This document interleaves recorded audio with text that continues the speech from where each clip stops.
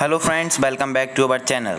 आज हम आपको बताएंगे न्यू एजुकेशन पॉलिसी के आने से स्कूल में हुए 5 big changes. So let's go on to the video. New Education Policy 2020. There are 5 big changes for school. So the first big change is schooling starts at the age of 3 years now. पहले क्या था, government की policy थी कि 6 year में बच्चे को school जाना कंपलसरी था, लेकिन अब ये नहीं है। अब इसमें चेंज हुआ है कि बच्चे को 3 साल की उम्र ही में स्कूल जाना स्टार्ट करना होगा। 3 साल की उम्र में स्कूल जाना कंपलसरी है। और अगर आप माने 3 to 18 तो इसमें कुल मिलाकर होंगे 15 साल, जिसमें आपको 12 ईयर टीचिंग मिलेगी। बाकी के 3 इयर्स आपको anganwadi and pre schooling compulsory है आपके लिए। और आप जानते हैं कि जो स्ट्रक्चर था पहले हमारा 10+2 का, उसको कैरिकुलम चेंज कर अब कर दिया गया है, रिप्लेस कर दिया गया है 5+3+3+4 में। इसके अकॉर्डिंग एज लिमिट भी डिसाइड की गई है। +5 फर्स्ट 5 में है 3 to 8 इयर्स का होना चाहिए बच्चे को। सेकंड 3 में है 8 to 11, 11 to 14 and 14 to 18 years. अब आप सोच रहे होंगे कि ये स्ट्रक्चर क्या है, इसमें कौन सी क्लासेस आती हैं, तो आइए आपको ये भी बताते हैं। So this is our structure. First 5 में क्या है, आपका जो 3 इयर्स है उसमें आपके बच्चे को प्ले एंड आंगनबाड़ी मिलेगा 3 years. And 4th year he will preferred in first class and then second class. And second term is 3, जिसमें आपके बच्चे को मिलेगा 3rd class, 4th class and 5th class. Second, third, 6, 7 and 8th class.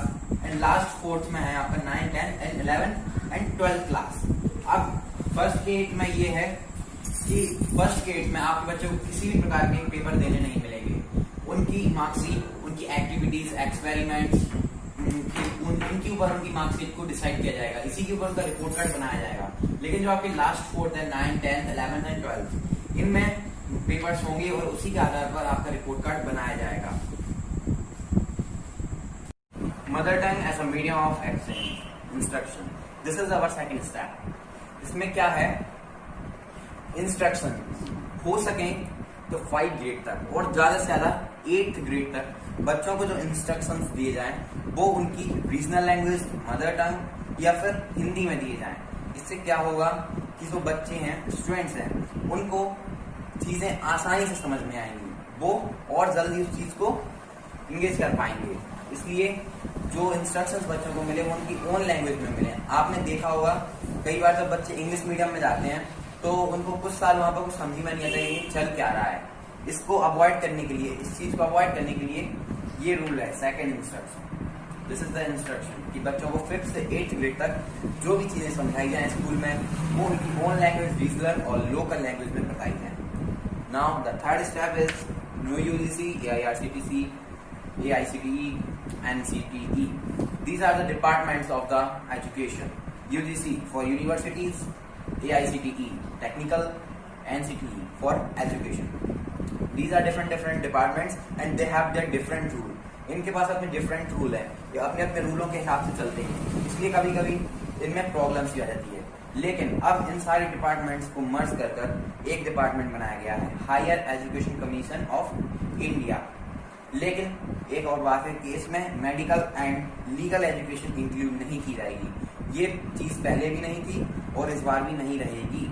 साथ ही साथ ये rule निकल रहा है कि कमीशन जो कि पब्लिक और प्राइवेट, इसको सारी यूनिवर्सिटीज को मानना होगा, सारी यूनिवर्सिटीज को इस रूल को फॉलो करना होगा।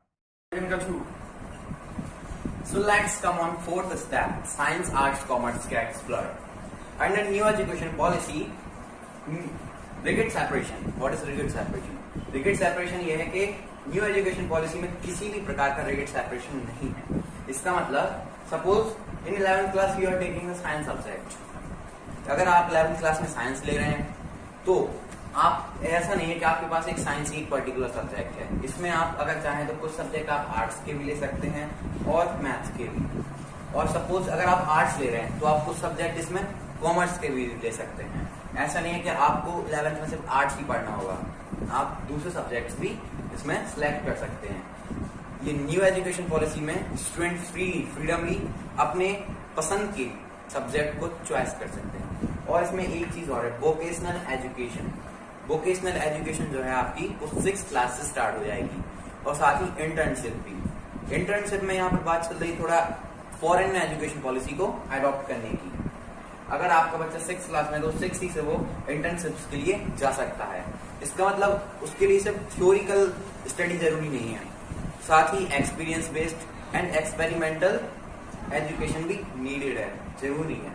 Now come on 5th step, FYP programme returns and now more drop out. ये एक प्रोग्राम है, इसमें क्या है, किसी भी प्रकार का ड्रॉप आउट नहीं होगा। इसका मतलब suppose if you are doing a degree of 3 to 4 years, अगर आप कोई डिग्री कर रहे हो 3 से 4 साल की है, अगर आप 1 साल डिग्री करके छोड़ते हैं तो आपको 1 साल करने पर सर्टिफिकेट मिलेगा। अगर आप 2 साल पढ़ के छोड़ते हैं तो आपको डिप्लोमा मिलेगा। अगर आप 3 साल पढ़ के छोड़ते हैं तो आपको एक बैचलर डिग्री मिलेगी। If in condition you are doing 4 years, अगर आप 4 साल कंप्लीट करते हैं तो आपको लास्ट 4th ईयर में कुछ एडिशनल पढ़ाया जाएगा उसमें, जिससे के बेस पर आपको फुल कंप्लीट